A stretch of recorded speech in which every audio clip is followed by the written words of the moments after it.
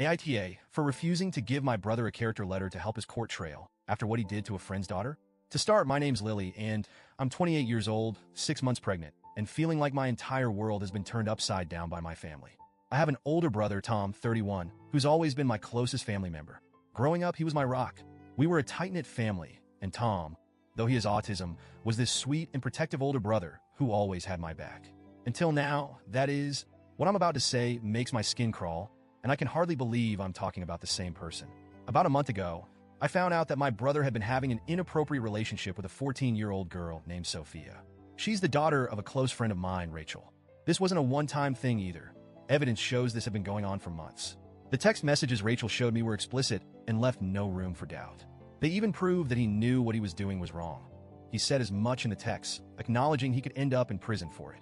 When Rachel broke the news to me, I felt my whole world shatter. I could see the heartbreak in her eyes, and I knew that I would never be able to apologize enough for what my brother had done to her family. I stammered out an apology, feeling this unbearable shame, and we hugged, but it felt hollow. Afterward, Rachel told me she needed space, and I completely understood. I could hardly blame her for wanting to cut off contact. Then, I had to face Tom. I confronted him, and his excuses were nauseating. He claimed he didn't fully understand, that he didn't mean any harm. But that was all tainted by the fact that he knew. He knew what he was doing was wrong, yet he did it anyway. In that moment, I felt this overwhelming sense of betrayal. The brother I thought I knew was gone.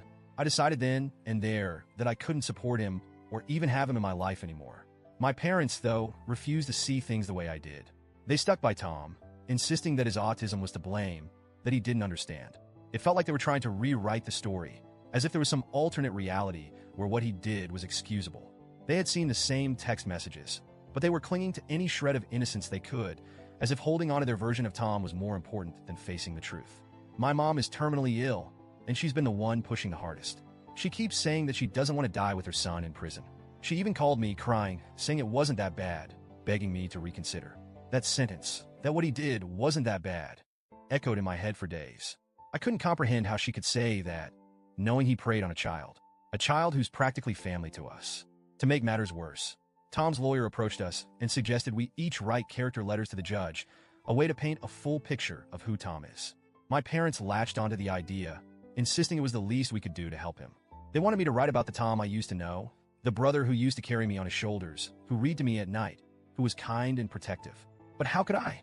I told them no. My husband was completely on my side, saying he couldn't imagine letting our daughter, who'll be born in a few months, grow up around someone capable of doing something so vile. We talked for hours trying to figure out the right thing to do. Every time I considered writing the letter, my stomach turned. The idea of pretending that he was still my hero felt like I'd be betraying not only Sophia, but my future daughter as well. My parents, though, didn't stop. They begged, they pleaded, and they reminded me of my mom's illness, saying that I'd regret this decision one day. But how could I prioritize my brother's future over the safety and well-being of others? How could I help him avoid accountability? After a few weeks of their relentless pressure, I finally made the call. I told my parents I wouldn't be a part of this. I wouldn't write a letter, I wouldn't visit Tom, and I wouldn't let him be a part of my life or my child's life. My parents were devastated, especially my mom. She accused me of abandoning the family, and in a way, I guess I am. But here's the thing. I refuse to enable my brother. I refuse to pretend he's some innocent, misunderstood person when he's hurt a child, especially a child I know and love. And I refuse to stand by while my parents try to brush this under the rug. I've since cut off my parents entirely.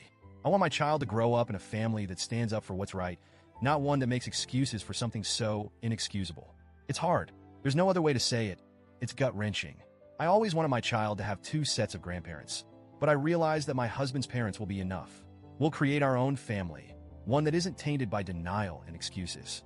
As I sit here now, I feel a strange mix of sadness and relief. It's like I'm mourning the family I thought I had. I miss the closeness we shared, but I can't overlook what's happened. My only hope is that Rachel and Sophia can find peace somehow, though I know my family's betrayal must sting deeply for them. My husband has been a rock, reminding me that we're building a future based on integrity and safety for our child. I know deep down I did the right thing, even if it feels lonely right now. It hurts, but I refuse to let my child be exposed to people who would justify or excuse such behavior. I'm not sure where I'll go from here, or if my family will ever forgive me. But for the first time, I feel like I'm truly standing up for what I believe in. So, Reddit, AITA for refusing to give my brother a character letter?